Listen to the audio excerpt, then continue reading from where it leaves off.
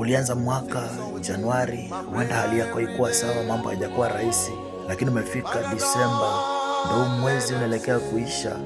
Ningependa niweze kuomba mtu wa Mungu unanisikiza kwamba chukua dakika zako tu mbili uweze kunisikiza, na Mungu wa majeshi ataweza kubariki.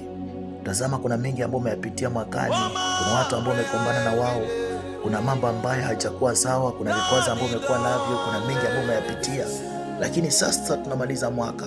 Ningependa nikaweze kukumbusha kwamba chukua tu muda wako ukaweze kumwambia Mungu akaweze kukusamehe kwa ajili ya yote ambayo vikwazo ambavyo umepitia katika mwaka huu. Huenda haijakuwa rahisi, labda hata umezika wapendo wako, kuna watu ambao wamefariki katika familia, umewapoteza wengi, marafiki zako umeweza kuwapoteza mwaka huu, watu ambao uliwategemea umeweza kuwapoteza mwaka huu, kuna vitu vyako vya karibu ambao uliweza kuvipoteza.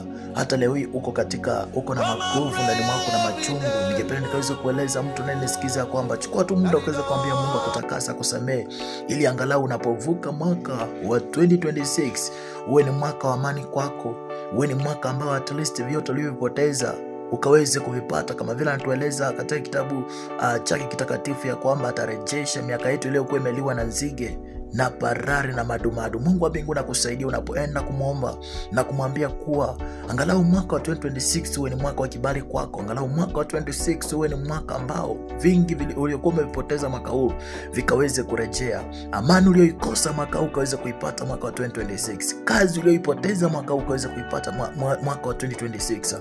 Mungu akaweze kuwa na wewe, Mungu akusaidie, Mungu akushike mkono kwa chochote unachokifanya, ukaweze kumwona Mungu. Chukua nafasi yako wakati ambapo utakuwa katika nyumba yako, enda ndani, enda piga magoti, mwambie Mungu na kushukuru. Hata kama maisha haijakuwa rahisi, nasema ni asante.